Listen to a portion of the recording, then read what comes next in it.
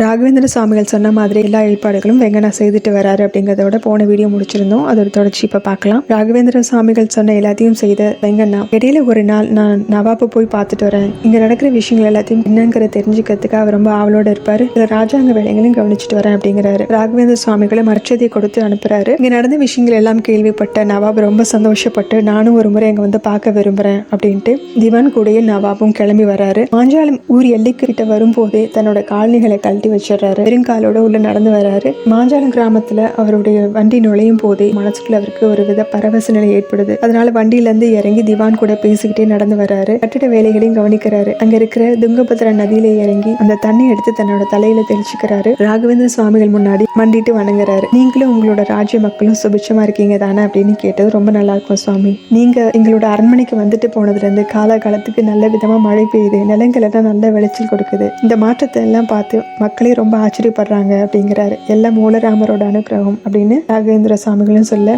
கட்டட வேலைகள் எல்லாம் சுத்தி பார்த்துட்டு வந்தேன் சுவாமி அப்படிங்கிறாரு. ஏதாவது மாற்றங்கள் தேவைப்படுது, உங்களோட அபிப்பிராயம் ஏதாவது இருக்கா, இருந்தாலும் சொல்லலாம் அப்படிங்கிறாரு. ஆமா சுவாமி, நானும் உங்ககிட்ட ஒரு விஷயத்த கேட்கிறோம் அப்படிங்கிறாரு. எதா இருந்தாலும் தாராளமா கேட்கலாம் அப்படின்னு ராகவேந்திர சுவாமிகள் அனுமதி கொடுக்கவும், எல்லா வேலைகளும் சிறப்பான முறையில நடந்திருக்கு. ஆனா எங்களை போன்றவங்க உங்களோட பிருந்தாவன பிரவேசம் செய்ததுக்கு அப்புறம் உங்களை எப்படி பார்க்க முடியும், பார்க்க முடியாம போயிருமோ நான் வருத்தப்படுறேன் அப்படிங்கிறாரு. நீங்க எதை சொல்றீங்க நவாப் அப்படின்னு அவர் கேட்கவும், இப்போ மதில் சுவர்கள் முழுவதும் கட்டப்படாதனால வெளியில இருந்தே உங்களோட பிருந்தாவனத்தை எங்களால பார்க்க முடியுது. ஆனா மதில் சுவர்கள் கட்டி முடிக்கப்பட்டுச்சுன்னா வெளியில இருந்து எதுவும் தெரியாது. அவ்வளவு உயரமா மதில் சுவர் கட்டப்பட்டு இருக்கு. எங்களை போன்ற இந்து கோவில்களுக்கு வர முடியாதவங்க எப்படி உங்களை தரிசிக்க முடியும் அப்படின்னு கேட்கிறாரு. இதுக்காக கவலைப்படுறீங்க நவாப், என்ன நீங்க எங்க இருந்து நினைச்சீங்கனாலும் உங்களுக்கு அருள் புரிய காத்துக்கிட்டு இருக்கேன். எனக்கு எந்த பேதமும் கிடையாது. ஒரு ஹிந்து அரசர்கிட்டயே அந்த கிராமத்தை வாங்கியிருக்கேன் இல்லையே, ஒரு முகமதியரான உங்ககிட்ட இருந்தானே வாங்கியிருக்கேன். நீங்க தானே இதுக்கு இந்த நிலத்தை கொடுத்துருக்கீங்க. எனக்கு ஜெகத்குரு அப்படிங்கிற பட்டத்தையும் அரசு சின்னமான வெண்குடையும் இப்ராஹிம் ஆடில் ஷா அப்படிங்கிற முகமதிய அரசர் தானே கொடுத்திருக்காரு. இது இல்லாம ஏராளமான நிலங்களையும் முகமதியர்லாம் கொடுத்திருக்காங்க.